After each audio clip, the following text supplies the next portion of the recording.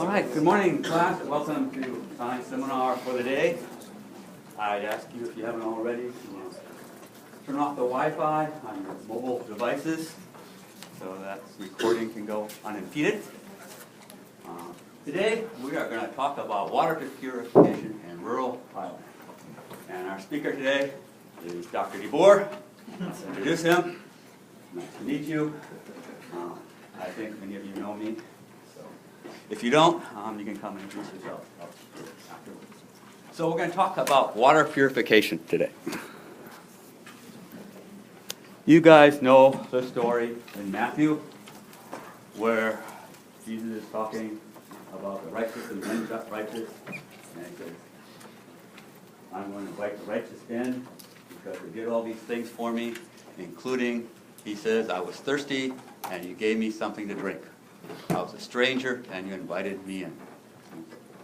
And people ask, well, when did I give you a drink? And Jesus replied, I tell you, whatever you did for one of the least of these brothers and sisters of mine, you do it for me.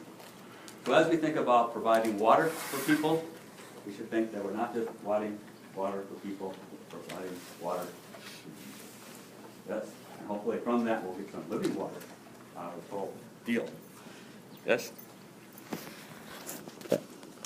So my story here with respect to how this all started goes back to a group called Chemists Without Borders, which is sort of like a Doctors Without Borders group.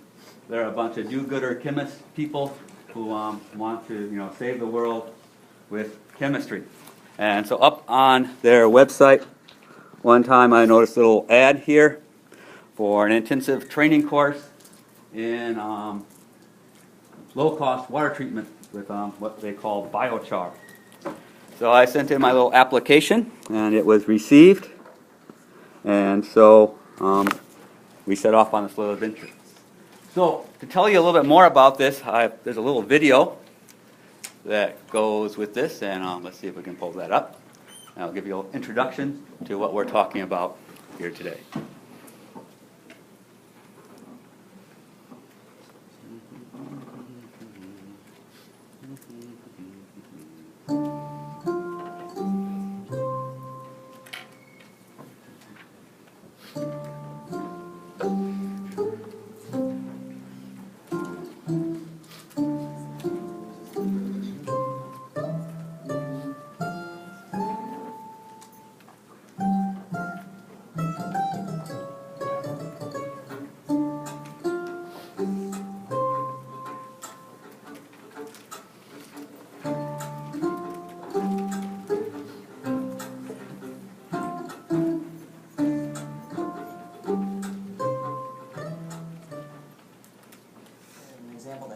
Close to home. There's a village of Hmong people nearby here, maybe only 10 or 15 miles away. This is a local indigenous group. And a few years back, a group of public health workers did a survey, and they found that 100% of the young mothers in that village were testing positive for DDT and a few other pesticides in their breast milk. And from their estimations, the infants growing up in that village were exposed to something like 20 times what the World Health Organization considers to be acceptable levels of exposure for these toxic chemicals.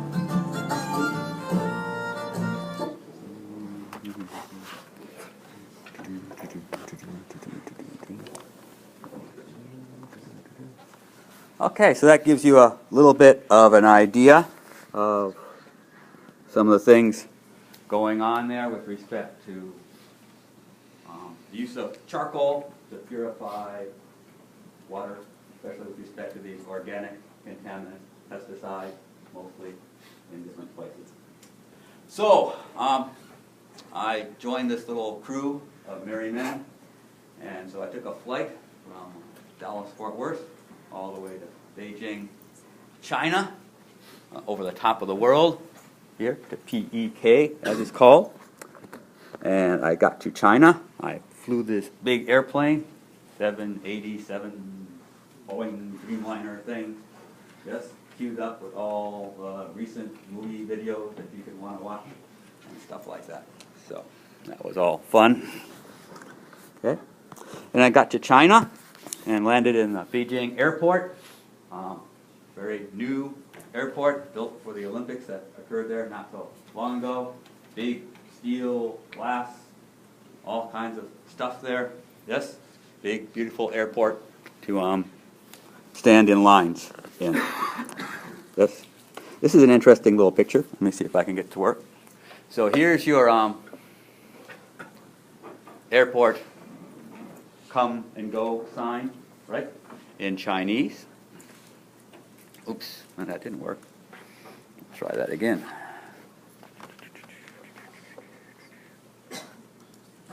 There we go.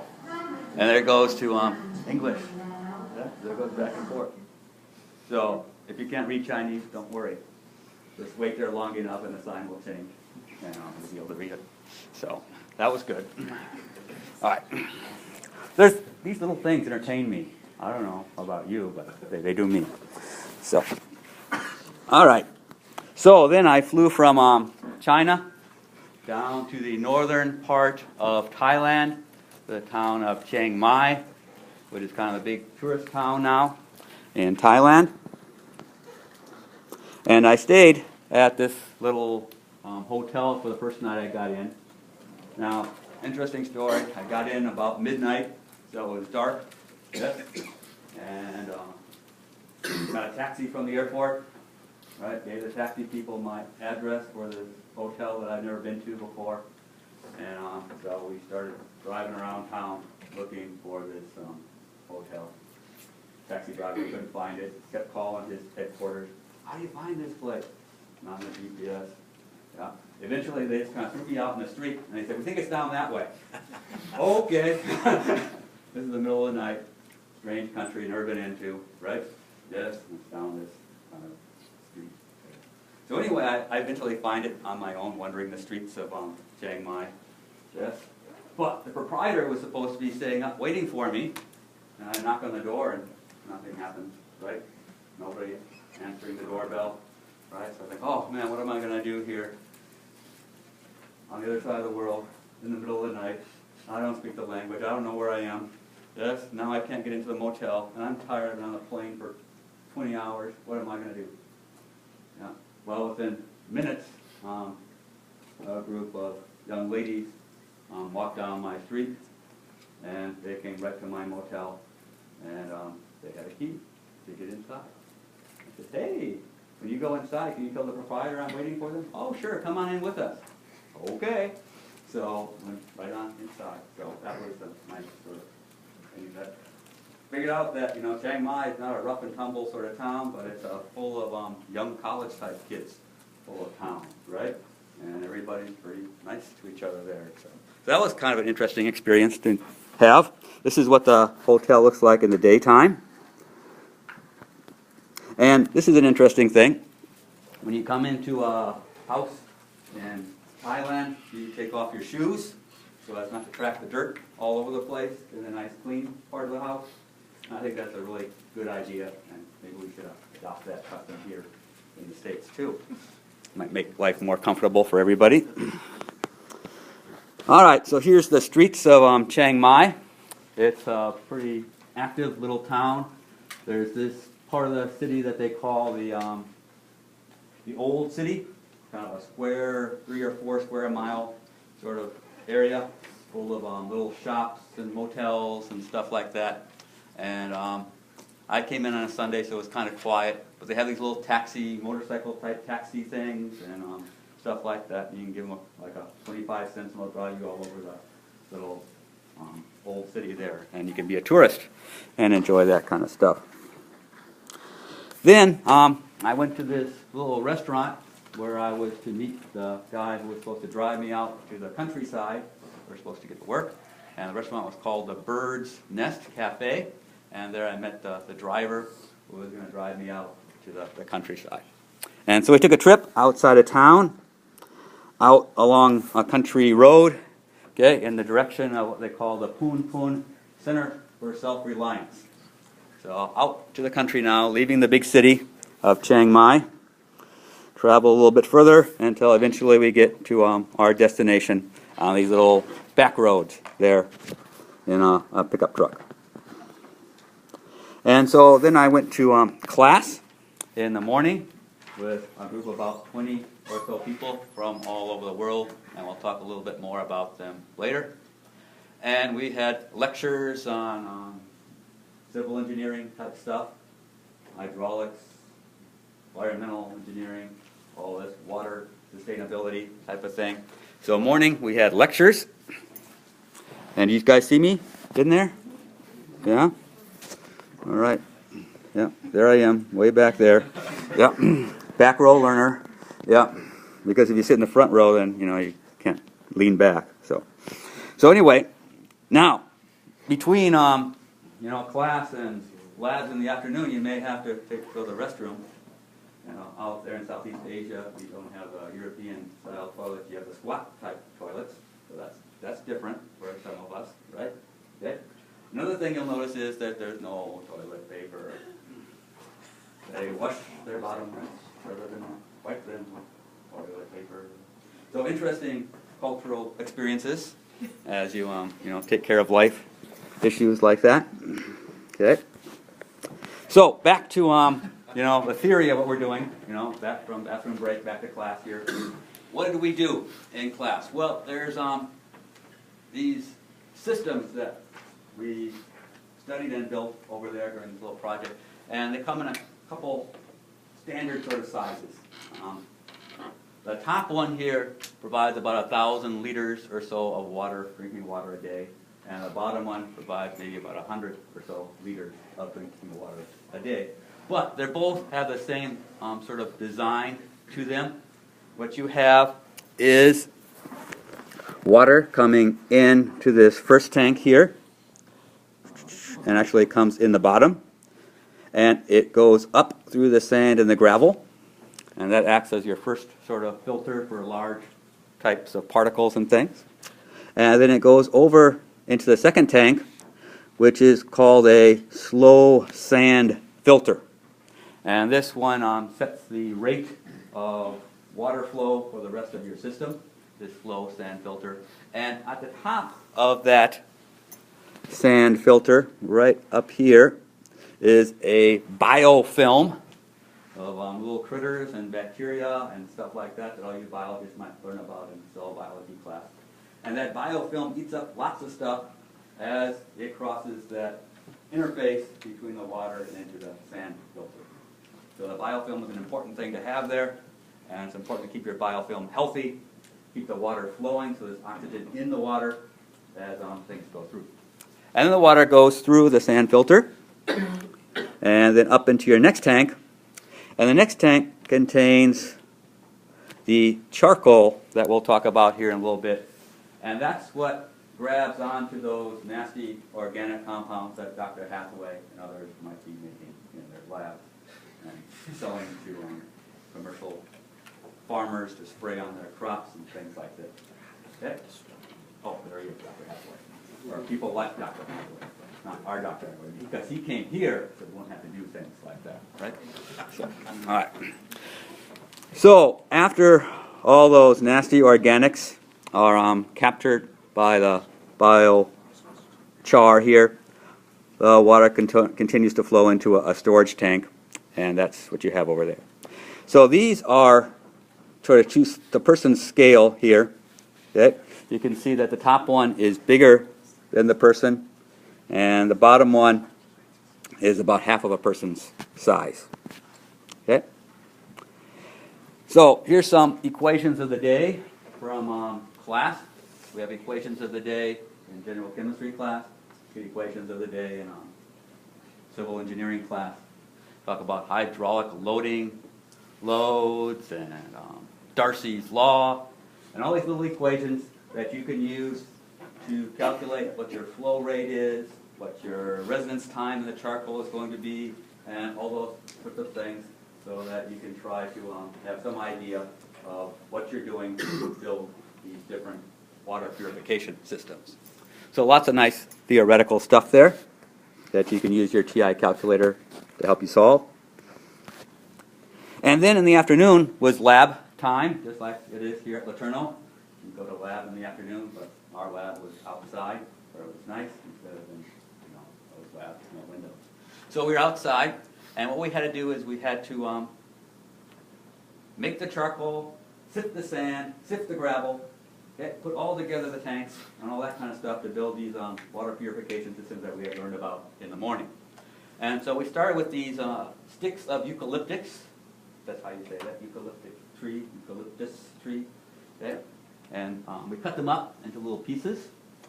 We sifted sand and stuff over here, and we made these 55-gallon drums into what we're going to call the top-lit gasifier method of producing charcoal. And this is the real key here, the contribution that science gave to this process. Charcoal has been made for hundreds of years.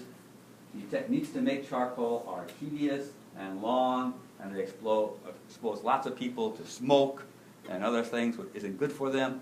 But if we can increase the efficiency and effectiveness of that process, and we can contribute a lot to the overall sort of technique for water purification using charcoal. So here's more wood. We cut up the wood that you see here, and you see these little chunks of wood. The wood goes into the bottom of these drums. Okay? We light a fire in the top of the drum, on top of the wood with some bamboo or something. And what happens is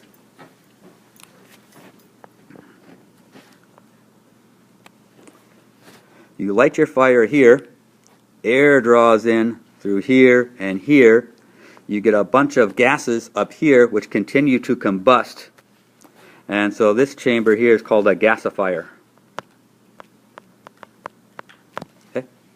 The whole thing heats up to maybe 1100 degrees C. Yes? And all that wood that's in the bottom, what happens to it is all those volatile organics that are in the carbon structure of the wood get sucked out, burn in that gasifier chamber, and what you're left with is the wood as just the carbon skeleton sort of stuff, without all those volatile organics, all those isoprenes, everything else that you smell in the sap of woody sort of things. Yes? So this process here then makes the charcoal in those lower chambers in a couple of hours. And it's kind of interesting because in the dark, you can watch the flames between these different drums and what comes out of the top here, and you can see it change color as all those oily, volatile organics from the wood eventually combust away. So they'll burn it at a different color than will the carbon of the wood. And so when it changes color, you can tell that you've gotten rid of all those organics out of the woody part of the charcoal. And then you'll probably be ready to go.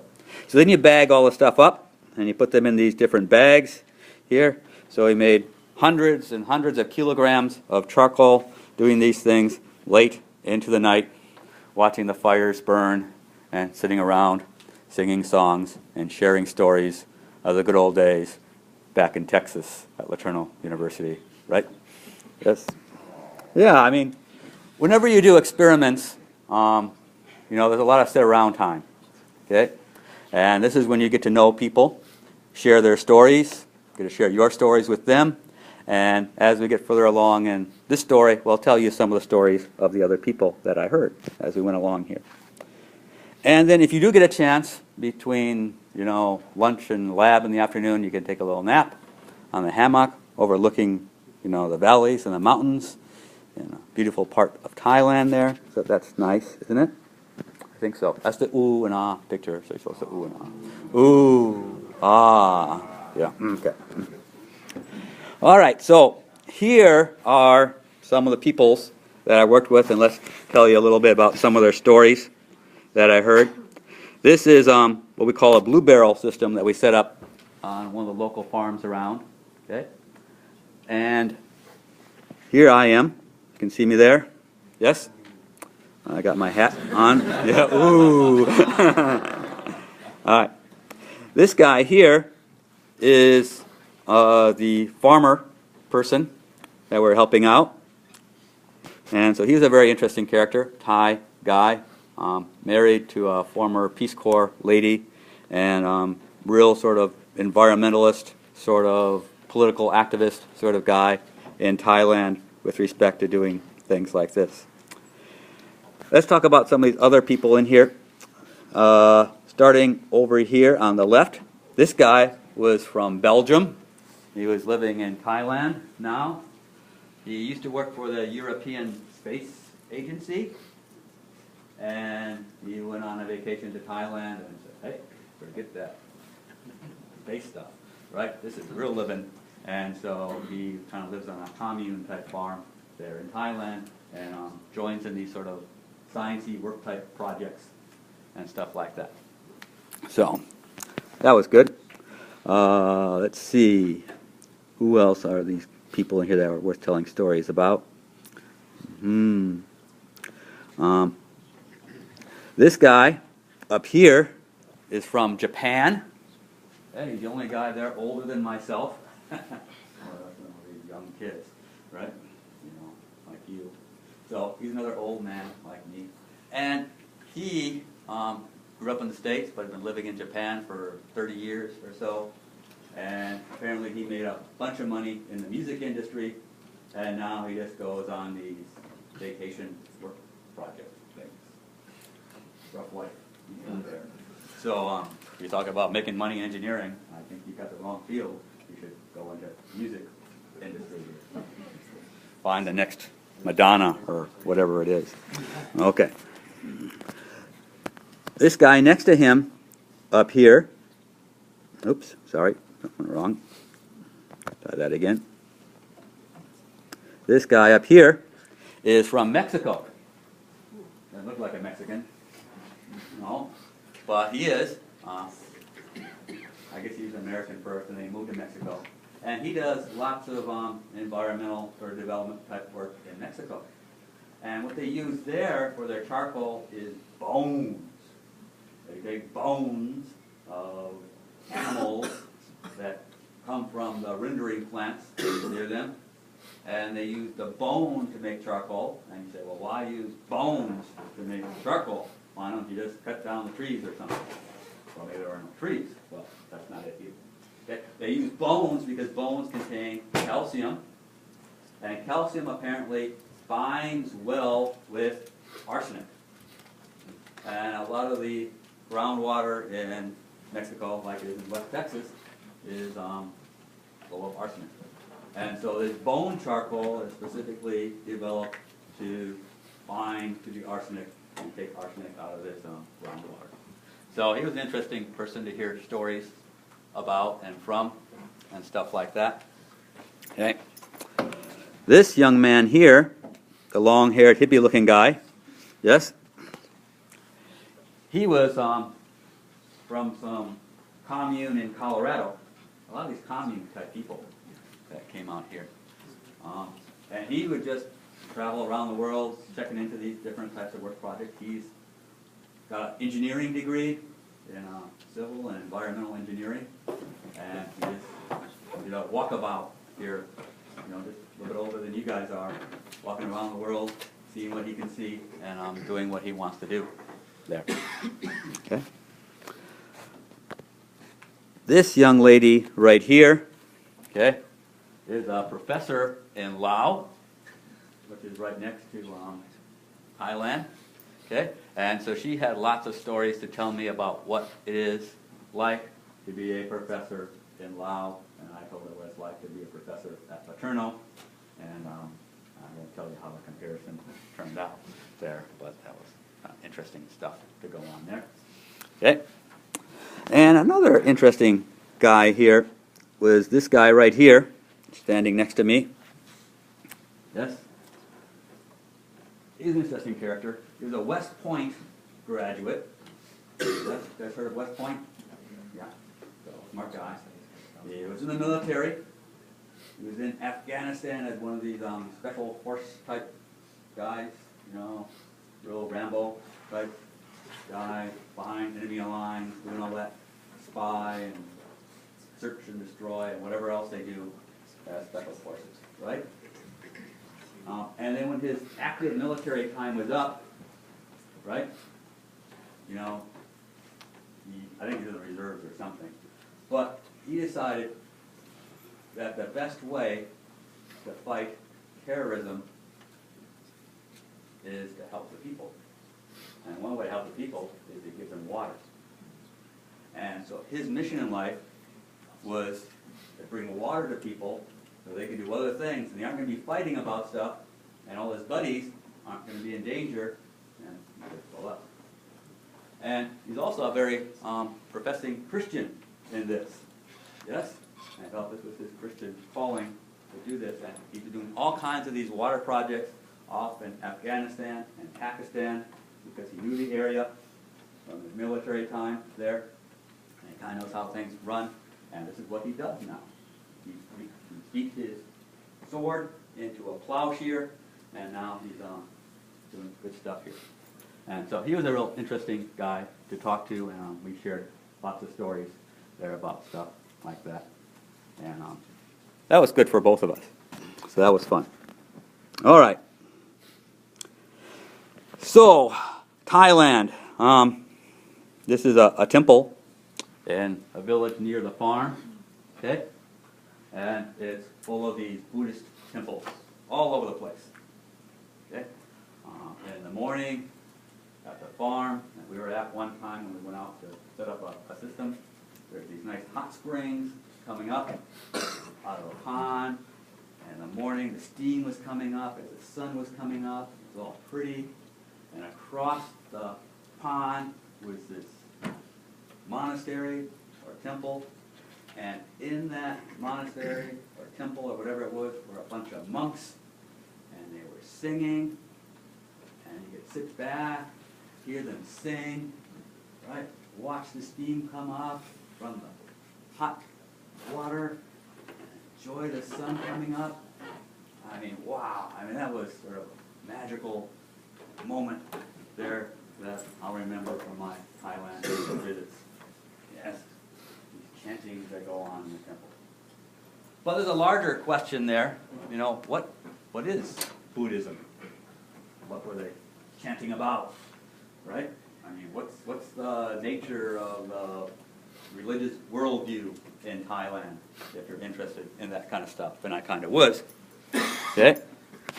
So I had several different conversations with people. There was one guy on the farm who's been living on the farm for many years, and he was an American, and he was a Buddhist in Thailand. So I talked to him. And he didn't grow up Buddhist. He grew up Christian, like you guys, a son of Salvation Army parents. Yes? And so I talked to him and said, well, you know, what does it mean to be a Buddhist now when you were once, you know, what most of us would call mainstream Protestant type Christian? Yes? And we have long conversations about this. And it got me kind of confused because in many ways Buddhism seems to be a philosophy of life, which could be encompassed into any sort of religion that you have. On the other hand, Buddhism seems to be idolatrous because you have all these idols all over the place, and anything can be an idol. So it's kind of like everything's an idol and nothing's an idol, and it's all a philosophy of stuff. Wait, maybe if I stayed there for, a couple decades longer, I'd figure it out. But it's interesting sort of conversations and things to think about here. So, here's your idols, right? Statues, all these kind of funny things, and you say, well, maybe it's just a statue. No, it's an idol too, right? You ask them, oh, that's an idol, that's a god, that's a god. Everything's a god, you're a god, also a god. Yes. Are they really gods? Well, they're not really gods because, Buddhism is a philosophy, so, okay. All right, so I guess you just have to think about, that wave-particle duality, they aren't at the same time, sort of thing. So anyway, in the little book that I, downloaded from $3.99 from Amazon for my Kindle reader that, gave me a little Thai language lessons before I went, I found a little section in the back on Buddhism, sort of a cultural sort of appendix to the language book. And this is what it said about, sort of the principles of Buddhism in there. Undertake the training and abstention from killing living beings. So a lot of vegetarians there in Thailand, but not nearly all of them, right? Buddhism is related to Hinduism, right? But it's not really. Yes, it's different from, but they'll, if you look up on Wikipedia, they'll say they're related too, but the Buddhists will say, no, not really the same. Okay? Training to abstain from taking what is not given, so do not steal, sort of thing. Okay? Abstain from acts of sexual misconduct, do not commit adultery, stuff like that. Okay? Do not lie, right? That's in there. Okay? Using intoxicating substances, no drinking. I guess most of the people in Thailand were Buddhist, at least not in that old city, right? So, anyway, these are sort of what they call guidelines for mindful living or wisdom. Yes? So they aren't commandments in the sense that we have, Moses' 10 commandments, right? But they're guidelines to make you live better.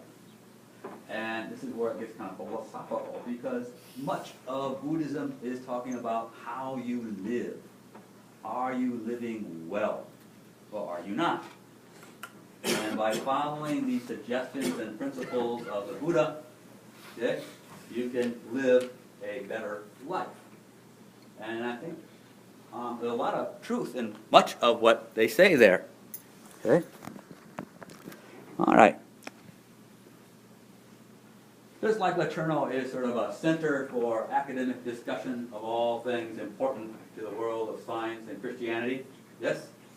So this little farm that I was having my workshops on was sort of a center for academic discussions of all things science and Buddhist. Yes? And so it's kind of like an integration of faith and learning from the Buddhist sort of side of things here. So this is kind of fun. And they have these little seminars at night sometimes, after you've done harvesting your charcoal and clean up and stuff like that. You're ready to go to bed. There's some exciting seminar going on that everybody goes back to. And many of them were on this topic that they call permaculture. Anybody ever heard of permaculture? Okay, a few people have. I hadn't heard much about it before, so this is kind of interesting to me. And much of it is about living well. Sort of that Buddhist sort of idea. You want to live your life well. And one way to do that is to do it in a sustainable sort of way, which is not going to be harmful to the world, environment, and other people. And by doing that, by doing good, you will live well, if that makes sense. And so lots of lectures there about, how we should meditate, find your space, that sort of stuff. But also stuff with respect to agriculture in urban areas. You live in the city. How can you make gardens? How can you make your environment more pleasing from an aesthetic sort of sense so as to make your life in that environment a better life? Yes? And I think all those things are all good. I found all that good advice, and maybe some of us in sort of Western Christian circles might want to look into how we might make our environments a better place to live and help us to live in a better sort of way. I think all that's good stuff. So if you get a chance, you may check out some of these permaculture type of lectures sometime and someplace. All this stuff could be totally divorced from any spiritual, religious sort of thing. You could do it perfectly well from a humanistic perspective, right, with respect to saving the world and stuff like that. Or you can tie it into a worldview and a philosophy and a religious theology and a doctrine. But that's something that I found kind of interesting while I was over there in Thailand as part of the cultural exchange of things. Okay?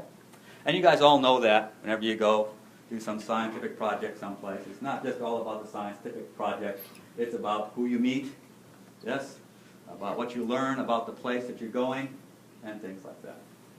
Right? Nope. Maybe. Sometimes. Sometimes not. Okay. All right. So, we didn't do a whole lot about the science of stuff here because most of what my talk was about was an adventure, right? Because science is an adventure sometimes. But what we could do with this here, I'm thinking, if we want to continue this sort of thing and provide water for the thirsty, is we can build some of these biochar furnace systems here on campus, okay? And then we could apply our skills in analytical chemistry and analyze some of the gases that are coming off of these top-lit gasifying charcoal burners, right, as the process goes forth. And we can certainly see color changes as the volatile organics disappear, and we may be able to also back that up with taking samples and maybe doing a GC mass spec sort of analysis on what's in the gasifier at different parts of the burn. Okay? And we could build water purification systems here, similar to what I built there in Thailand with my buddies. And we could, dope the source water with, DDT or some other pesticide and see how well, the charcoal is going to be absorbing these things and see what is the breakout time and see if it is consistent with the theoretical models that are built to, model these sorts of things. So I think that would be a good sort of thing for us to start with before we went someplace else and started doing this someplace else, is to do this in-house, make sure we know what we're doing, understand the physics and the chemistry of what we're doing, and then maybe take that someplace else. And maybe we could scale up the whole production process. In a 55-gallon drum, you can only make so much charcoal at a time, and so you might have to do this a dozen times or so to take all those batch jobs together and have enough charcoal for your particular application. But if we could think like a chemical engineer and think how can we change these batch job reactors into continuous flow type reactors, right? So that we could either scale things up or keep things going more so as to make more of this high quality charcoal that in a process that doesn't pollute the air a whole lot and endanger people's lives. So that's some things I think we could do. And then we could go wherever. We don't have to go to Thailand, right? We can go to West Texas, right? Or we can go even here lots of places in East Texas where there may be concerns about contamination of water supply. A lot of rural places in East Texas aren't tied into a rural community water system. They depend on well water or other sources of water, and you might wonder about the quality of the water from those different sources, especially with all the oil exploration activity going on here and things that the oil companies pump into the ground to crack the mantle and things like that. So those are some things I think that we could do, and if you're interested in those kind of things, right? Or if you're interested in going to Thailand, the guy who ran the workshop, is real keen on having any of you guys come and work with him. He told me, Gary, when you get back to Texas, if you've got students that want to come out here to Thailand and work with me, just send them my way. I'll put them to work. Okay? And so there you got open invitation there. So if you want to go buy a ticket to Thailand, right? You fly from Dallas Fort Worth to Beijing, from Beijing, Chiang Mai, right? And make sure you get in during the daytime, so you can see where you are, you're not gonna get scared on the streets of Chiang Mai, right? And you can find your hotel, and you'll be okay. All right. So I think we can do those kind of things. All right. So here's a little time, okay? If you have questions or comments about this kind of stuff, I'm eager to take them now. Questions, comments? Yeah, question in the back? You're scratching your nose? All right. Okay. Yes? What all does the biochar remove? It mostly removes these organic type of things. And this is where you have to know your water source. You have to know what you're looking for in your water source. So for our particular example, these farmers are spraying their rice crops with these pesticides, right? DDT and other things like that. And so you know what they are. And so you can tailor your charcoal so that it's best suited to take out those particular things. Yes? And lots of studies are done with different sources of wood and other biological materials to make charcoal from to see which ones, you know, grab on to which contaminants the best. Yes? So are there any funding, is there any funding available for students to, like in the research over there? I don't know. So this guy that you work with, he is not funded? Well, he's funded for himself, but like a lot of other do-gooders, right, you know, don't have lots of funding. So you might have to, you know, do a church circuit or something, Okay. you know, find some real funding. Or if you're independently wealthy, right, yeah, you know, just plug into it that way. I think Right. through NSF they would be. Maybe, I don't know. That's something we can look into. Yes? Do you know when the next workshop would be? I don't know, but I can certainly, if you send me an email, I can get you in touch with them and they can let you know. Since the other guy in there was from Mexico, we had a big chat about doing a workshop in Mexico. For a lot of people in North America, it'd be a lot easier trip to get to Mexico than it is to get to Thailand, and that may be where the next workshop is going to be. So, we'll see. Yes? What about, go ahead. Oh. What about pesticides on the food? Well, that you gotta wash off yourself, right? Yeah. With your clean water? Yeah, lots of water. Yeah. So we're worried about water getting into the groundwater from which you draw Right. water from, yeah. But yeah, pesticides on the foods, you know, you're gonna have to wash that off.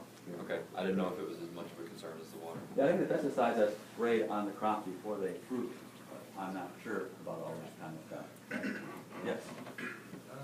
Did you have to clean it often, and how did you clean them clean each barrel once Clean it the got barrels dirty? before we started? How often did you have to also clean the charcoal or replace it? Okay, the big system, the big 1,000 liters per day system, projections, models indicate that charcoal should be good for 4 years in that system, 1,000 liters per day. And this is where all the science comes in, you know, what's the breakout point or breakthrough point with respect to these things. And at the farm there, they monitor things very carefully. They take samples of the water every day, in, out, yes, and they, the guy who's run the shop here is, you know, a grad student at 2 different universities in the state, North Carolina and UC Boulder, okay, and so he runs analysis of the water from that side of things back in the States. And so they monitor, you know, the prototype type systems on the farm very closely, and they use that as a way to build projections for other systems, so that if you build a system someplace else, you can tell the person there, well, you should replace this charcoal in 1 year or 2 years, depending on the size and the shape and how much water you're running through it and stuff like that. So that's a good question, because there's a lot of work to make the charcoal, right? You don't want to do it once a week or something, you spend your whole life doing that. So you want to be able to last for a good amount of time. Yes? Do you know anything, or have you read about using biochar to remove fluoride? There's some tailored. Yeah, similar sorts of things, you know. That's where bone char comes in too. Fluoride, arsenic, stuff like that, calcium fluoride gets made. So depending what you want to remove, you may use different sources for making your biochar. So certainly fluoride is one of those things on the list that biochar can be applied to. Yes. Okay. Other questions? Yes, I saw a hand. Yeah. Does the water, is the purification taking place on the surface area of the charcoal, or does it actually get absorbed into and then pass through it? The charcoal is porous, Okay. so it has lots of surface area. That's why charcoal works as well as it does. And so there's all these sophisticated modeling systems for, how the pesticides go through, solvated by water, right? Go into the charcoal, get these little cavities and get bound to the surface of the carbon as they get stuck in these little cavities within the charcoal. And so your charcoal is very porous, water goes through it, and because it has so much porosity, so much surface area, it has lots of sites for these organic molecules to get bound to. Yes? So kind of like a sponge, maybe? It's kind of like a sponge. Yeah. Now, there's a difference between adsorption and absorption. AD versus AB. A sponge is like absorption, where the water stays in the sponge and you absorb stuff into the sponge or the paper towel. Yes? If adsorption is when something sticks to the surface, so the chemisorped to the surface of the material, and you have a mobile phase that's going through, and the stuff sticks, comes out of the mobile phase and gets stuck onto the stationary phase, which is your charcoal stuff. So lots of good scientific stuff you can talk about in here. All right, now there's one question you guys didn't ask about, but you should have. So I got it here for you. Okay? What about Flint? I mean, you say, oh, well, this water problem is only for, Thailand, someplace that's less developed. Not here in the United States where we're developed and well-regulated and stuff like this. But who's heard about the crisis in Flint? Anybody? Yeah, big news, right? So even here, we have to be concerned about water problems. There's Flint water versus Detroit water. You can even see the difference there, the iron dissolved in the Flint water. Okay, of course that's not the real problem, but that's what you see. Okay, and then the little caption there, don't drink water in Flint. So everybody has to have all this bottled water all the time. Okay. Time magazine, the poisoning of an American city. Yes? How did this happen? Don't they check these things? How could it have gotten so bad? Right? I thought the government was in everybody's business. That's what we're told by all those Republican candidates running for president. Right? We're all overregulated. Well, if we are, how could these things happen? Okay. Here's some of the political sort of backdrop to this.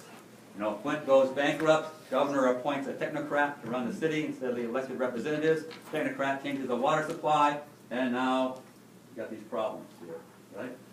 That's, you can see, perfect storms for political troubles now going on here. Yes? Why Flint, right? I used to live in Michigan. There's the Western Michigan, and there's Eastern Michigan. There's white Michigan, and there's black Michigan. Yes? I mean, you've got all kinds of political stuff that can happen here because of water. Right? So, you might ask, well, Dr. DeBoer, you're a chemist. How did the lead and the iron end up in Flint's tap water? Well, there's a very nice little report on this in Chemical and Engineering News, which is the magazine of the American Chemical Society, right? And they tell you kind of how this happened. So here's a story from CNE News. Okay? Flint, like lots of other Michigan cities, have these old water systems from who knows a long time ago. Yes? And in those water systems, there are these linings within the pipes. Okay? So you can see these linings here. Okay? Or a passivity layer, as you call it. Yes? And if that's present, then the water that goes through the pipe doesn't get to the iron and to the lead joints and stuff like that. It's sealed off. and so the water is okay, right? And they have these phosphates apparently that are in there to help preserve that passivity layer and prevent it from getting eaten up. But when they changed the water supply from the lake, one of the Great Lakes, to one of the rivers, right? This inhibition to the destruction of the passivity layer went away, and so the passivity layer got destroyed. And they changed the water. And they changed the water because they thought it would be a cost-saving sort of thing, or a time, or something. And so that passivity layer was gone.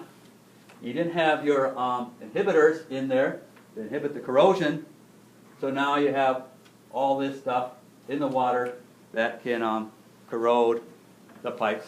Iron can get dissolved into the water. Lead joints, the lead can get dissolved into the water, and now you got lead and iron in your capillary. Okay?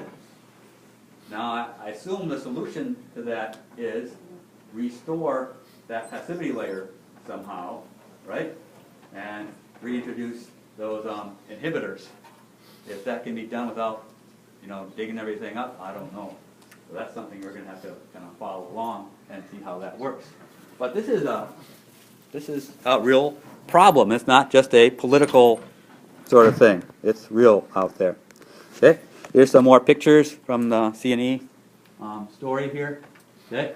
You can see this looks just like it does from general chemistry books on corrosion, right? Yes? Remember those? No? I don't remember corrosion from general chemistry? I go back and review that. Electrochemistry chapters. Yes? All right. So that's all I have for you today. If you have questions, I'll be down here. Also, we'll be having lunch in the Joyce room. So come and join us there if you want to hear more stories about Thailand. See you all next week.